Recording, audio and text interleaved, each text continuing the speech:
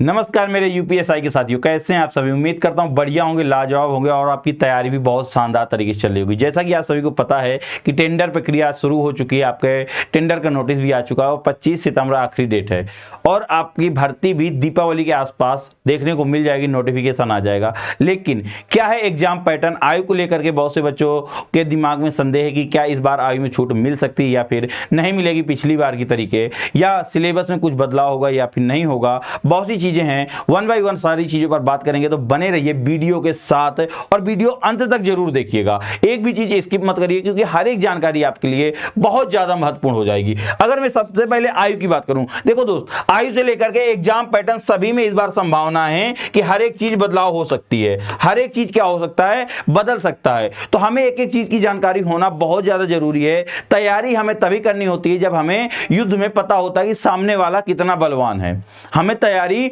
उसी हिसाब से करनी है। जब तक हमें पता नहीं होगा कि सामने वाला कितना बलवान है, हम तैयारी को अपने 100% नहीं मान सकते। इसलिए हर एक जानकारी को आपको रखनी जरूरी है। तो आइए अब जानते हैं सबसे पहले पॉइंट कि कुल पद कितने हैं। कुल पद कितने हैं तो उसमें नोटिफिकेशन आपने देखा होगा, जो ईओआई वाला नोटिफिकेशन था टेंडर प्रक्रिया के लिए, उसमें सीधा बोला गया है 3269 पद जो होंगे आपके उप निरीक्षक के होंगे, उप निरीक्षक के समकक्ष पदों के भर्ती के लिए, और साथ ही साथ आपके 29 पद होंगे। तो वो 29 पद किसके होंगे, अग्नि संयम अधिकारी के होंगे। दोनों पदों को टोटल मिला दिया जाए तो अभी तक आपके 3298 पद बनते हैं। कितने दोस्त, 3298 पद बनते हैं। लेकिन मुझे जहां तक लगता है कि नोटिफिकेशन आपका दीपावली तक आएगा, तो दीपावली तक नोटिफिकेशन आते आते ये पद आपके लगभग 4000 के आसपास, तकरीबन 4000 से 4500 के आसपास देखने को मिलेंगे। नोटिफिकेशन में पद हमेशा बढ़ जाते हैं।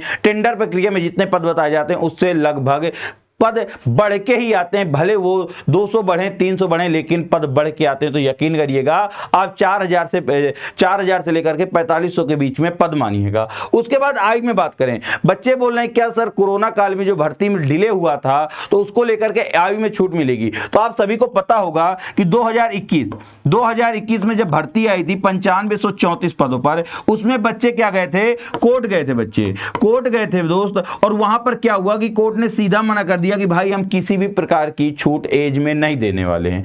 हम छूट में एज किसी प्रकार से आपको नहीं देंगे। आपको भर्ती यही प्रक्रिया है, डिले हुई है किसी भी कारणवश से हो, लेकिन आपको छूट नहीं मिलेगी। तो उम्मीद अब 2023 की जो भर्ती है उसमें 0% है, ना के बराबर है। भगवान ने आपकी सुन ली, हो सकता है एज में छूट दे दे। बाकी बिल्कुल भाई मेरे कहने ना कहने से कुछ नहीं होता। मैं कह दूं कि छूट मिलेगी तो उससे कोई फायदा नहीं, छूट की बिल्कुल संभावना नहीं। अब इस सबसे बड़ी तलवार लटकी हुई है कांस्टेबल को लेकर कि क्या कांस्टेबल में एज में छूट मिलेगी या नहीं। तो एसआई का कहना बिल्कुल वाजिब नहीं होगा। लेकिन अगर आयु की बात करूं तो आपकी जनरल कैटेगरी की आयु कितनी मांगी जाती है। अगर मैं यहां पर बात करता हूं आयु की, जनरल कैटेगरी की आयु कितनी होती है, तो जनरल की आपकी सभी को पता है 21 से लेकर के 27 होती है दोस्त। कितनी, 21 से लेकर के 27 होती है। 27 नहीं दोस्त, 28 होती है। कितनी, 28 होती है। अदर सभी का ओबीसी, एससी, एसटी और सभी के लिए आप 5 साल की एक्स्ट्रा छूट मान लीजिएगा। 5 ईयर की आप एक्स्ट्रा छूट मान लीजिएगा, जोड़ लीजिएगा, आपको 33 साल की छूट मिल जाएगी। मतलब 33 साल हो जाएगी उसकी लास्ट योग्यता।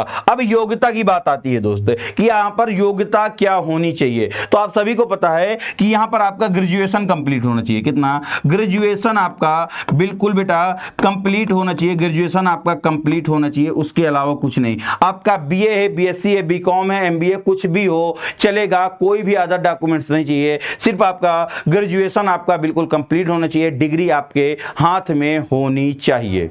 ठीक है दोस्त, उम्मीद करता हूं कि ये चीज समझ गए होंगे। अगर इसके बाद बात करूं कि सिलेबस क्या रहता है, तो सिलेबस आप सभी को पता है कि यूपीएसआई का सिलेबस किसी पीसीएस परीक्षा के सिलेबस से कम नहीं है। ब्रॉड सिलेबस है, बहुत डीप में पूछा जाता है। वहां पर अगर बात करता हूं हिंदी की, तो हिंदी के 40 क्वेश्चन आपके आते हैं दोस्त। कितने, हिंदी के आपके 40 क्वेश्चन 100 नंबर के होते हैं। मैथ के आपके 100 नंबर के होते हैं 40 क्वेश्चन। रीजनिंग के आपके 40 क्वेश्चन 100 नंबर के होते हैं। लेकिन पिछली बार पैटर्न क्या हुआ, मैथ के आपके 24 क्वेश्चन पूछे गए और रीजनिंग के आपके 56 क्वेश्चन पूछे गए। तो इन दोनों को मिला के आप 80 क्वेश्चन 200 नंबर मान के चलिएगा। रीजनिंग और मैथ में क्वेश्चन बढ़ते घटते रहते हैं।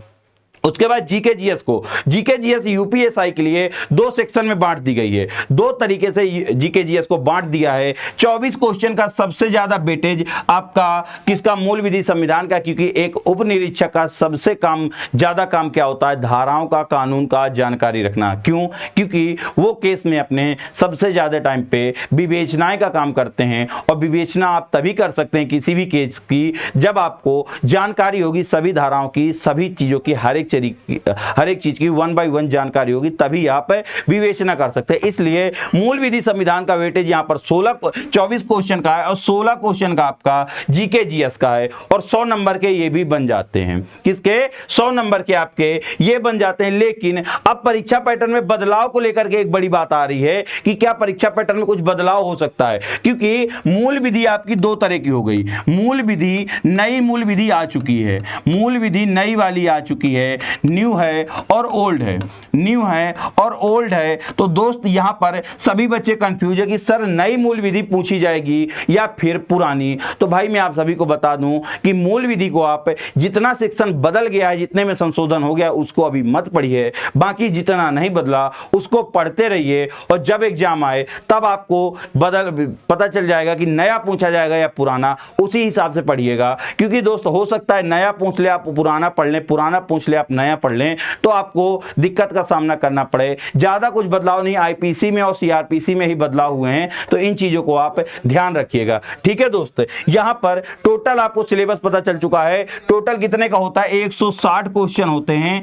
400 नंबर के होते हैं दोस्त। कितने? 160 क्वेश्चन 4 नंबर के होते हैं। निगेटिव मार्किंग आपकी नहीं होती, निगेटिव मार्किंग आपकी बिल्कुल भी नहीं होती है, नो निगेटिव मार्किंग नहीं होती। लेकिन एक क्राइटेरिया होता है। क्राइटेरिया कितना होता है कि हर सेक्शन में आपको 35% नंबर लाने जरूरी होते हैं। लगभग 14 क्वेश्चन आपको सही करने होंगे हर सेक्शन में। कितने? 35% नंबर लाने अनिवार्य हर सेक्शन में। चारों सेक्शन में आपको 35% लाने अनिवार्य हैं, 35% सभी में लाने अनिवार्य है। और ओवरऑल 200 में 400 नंबर, 50% ओवरऑल लाना आपको पड़ेगा। ओवरऑल 200 नंबर लाएंगे तभी आपकी कॉपी आगे चेक की जाएगी, अन्यथा आपकी कॉपी नहीं चेक की जाएगी। इसके बाद सिलेबस के बाद आगे बात करूं परीक्षा पैटर्न की, तो परीक्षा पैटर्न अभी तक आपका कैसे होता था? अभी तक आपका परीक्षा पैटर्न ऑनलाइन मोड पे होता था। कैसे? ऑनलाइन मोड पे होता था। लेकिन इस बार जब कंपनी के लिए निविदा प्रक्रिया आई है, तो निविदा प्रक्रिया में सीधा बता दिया कि आपकी अब परीक्षा कैसे होगी मेरे दोस्त, ऑफलाइन होने वाली है।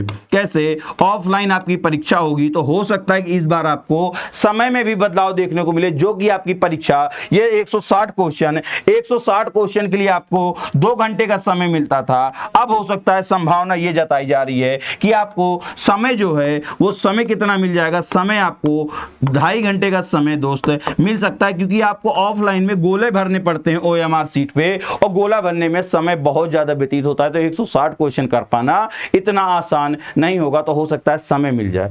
उम्मीद करता हूं सारा परीक्षा पैटर्न आपको समझ में आया होगा, हर एक चीज जानकारी समझ में आई होगी। तो ऐसे ही अपडेट के लिए बने रहिए यूपी एग्जाम्स बाय रिजल्ट गुरु में। साथ ही साथ अगर आप यूपीएसआई की तैयारी करना चाहते हैं बिल्कुल फ्री में, तो यूपी